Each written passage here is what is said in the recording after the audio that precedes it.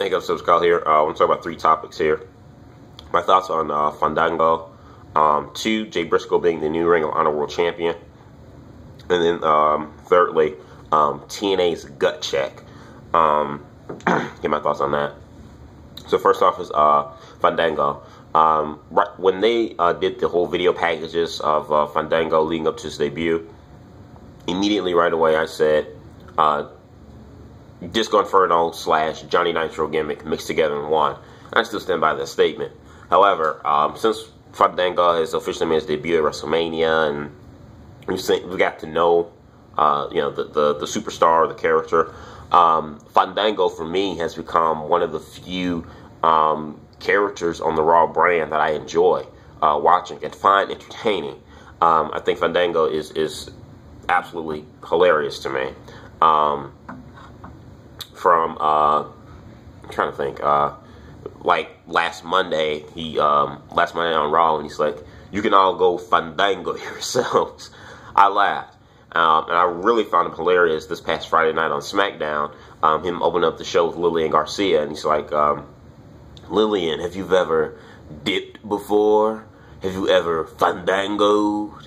It feels real good." Kind of doing like almost like a sexual innuendo, kind of like phrases. Although they're saying that he's referring to dance moves, but come on, us older fans know, what he means indirectly. But I found that funny because it reminded me of, a bit of Val Venus, the big bad Boski, kind of like thing. And he kind of talks like Val Venus a little bit, like the tone of his voice. Maybe not as deep and husky, but it just kind of reminds me a little bit of that. And I find that interesting. I find it hilarious. So I like Fandango.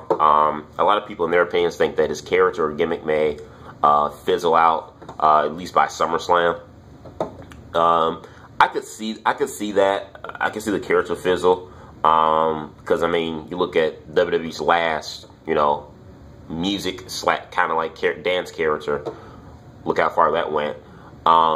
But what makes me think, too, that maybe his character won't fizzle is because of the investment that they are putting into Fandango.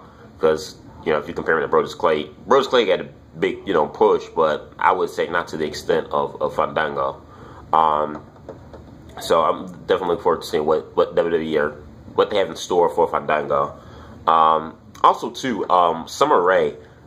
If you guys don't know, Summer Rae was the former manager or GM of Florida Championship Wrestling. She debuted tonight as Fandango's dance partner. Well, not tonight, but last night on Raw. And she was horrible to me. I'm sorry, she was horrible.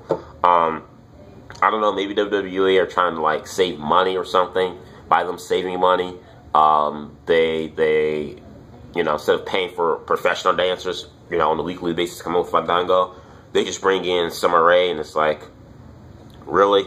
If you could pay money to rent out different cars for 2 years for Alberto Del Rio to help his gimmick, why not pay, the professional dancers, or just pay one professional dancer in particular to travel with Fandango, and the whole thing? Because Fandango, really not a good dancer, which is kind of passable because he is a wrestler, he's kind of stiff.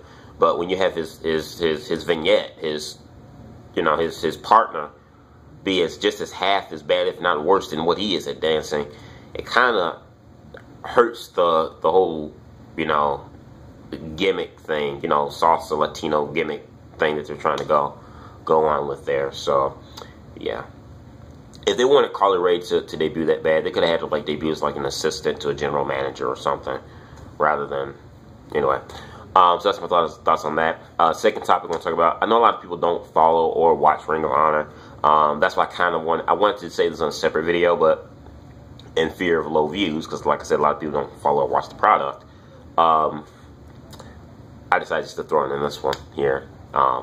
So Jay Briscoe has become the new Ring of Honor champion of about 2 weeks, I think. 2 to 3 weeks. He's been the new Ring of Honor champion, beating Kevin Steen. Boy, was I excited. I like Kevin Steen. Kevin Steen's a great big man wrestler. But since being champ, Kevin Steen's just become complacent, I think. He's just become complacent, and he's just like, It's like he just wasn't there, you know, and since he became world champ. So I was really looking forward to them taking the belt off of him. And I know a lot of people hated Davey Richards as world champion. Said Davey Richards, all of his matches were the same. It's recycled. You know, you've seen one Davey Richards match, you've seen them all. Maybe, but being champion, I've enjoyed more of Davey Richards matches as champion compared to Kevin Steen. Not saying Kevin Steen's matches that he's had as champion were bad, but just the fact that, like I said, you just really didn't see his drive there anymore, his focus there. It's like once the bell rang, mentally, emotionally, he was just out before the match even started. So, based off, you know, matches as champion, I enjoyed Davey Richards better. But that's not knocking Steen it by any means. However, I am glad that Jay Briscoe is the new ROH World Champion. Nobody deserves it anymore in that company. Been there for 11 years, freaking veteran. No one deserves it more than Jay Briscoe. However, though, I've been talking about this with one of my friends, and we're Jay Briscoe's first title defense is against Adam Cole, and we all know Adam Cole is, you know, you can say the diamond in the rough, so to speak, in ROH. You know, that next big star that they're really trying to push and branch out to kind of carry the company, because I don't see it with Jay Briscoe. So I think that's the thing with Adam Cole. I don't know, like, because I know Adam Cole is kind of hot right now, so it's like, do you give Adam Cole the ROH title and take it off of someone who's been there for a while, who does deserve it, like Jay Briscoe? They give it to Adam Cole? I don't know. I know Adam Cole right now is the current PWG World Champion, and I was telling my friend, I doubt if they would have Adam Cole rocking both the PWG and ROH World titles at the same time, like they did with Kevin Steen. They could very well go that route, but I'm not too sure if they will or not. So it's just, I don't know. Maybe have Adam Cole lose, but then he gets a rematch later down the line. That's the only thing I can think of, because, you know, I like to see Briscoe get a good run with the belt, at least 4 months tops. I could see him at least keeping the belt maybe until around Best in the World, which I think is like maybe in June, like, yeah, June or July. I think is Best in the World. I think it's in June. So I could probably see them keep it till then, maybe. I don't know, but you guys give me your thoughts on that. For those of you who watch ROH, that's my company right there. And the last topic is TNA's gut check. This is just TNA's gut check is so disappointing. It really is. The concept and the idea is good. It's different from, you know, anything that anybody's ever done, both past and present, in any wrestling company. It's different, but and like I say, I think it's a cool concept, but just the execution and the process of it, and the people that they've signed and haven't signed, it's ridiculous. I don't know who they pick out as a talent scout to find these guys to audition for gut check. Some of these guys are terrible. And then the guys that TNA turns down are some really bona fide, like, great talent. They turned down Brian Cage. Like, you idiots, you stupid. Why would you turn down Brian Cage? They turned down the Latino girl. I think her last name is Lopez. I forgot her first name, but it's Lopez. They turned her down for this this other girl named not Tamaka. I forgot her name, but she comes from a wrestling family or something like that. And they picked her over Lopez, and I'm like, are you serious? Like, Lopez has, you know, professional, you know, training in MMA. She's a great wrestler. She's small, but she has that underdog kind of, like, you know, feel where I think the crowd could get behind her. And also too, she's fairly attractive. The other girl that they picked over her, to me, in my opinion, she has no passion. You look at her when they did the whole interview with her. She has no passion. I mean, it's like she just wanted to be a wrestler because, like, everything else she's tried and ventured in has just failed. So she's like, oh, I'll be a wrestler. So that's and then just a couple of weeks ago, they got rid of Adam Pearce. Like, come on, TNA, really? Adam Pearce? You know, Adam Pearce has been in the independent scene for years, like 16 years.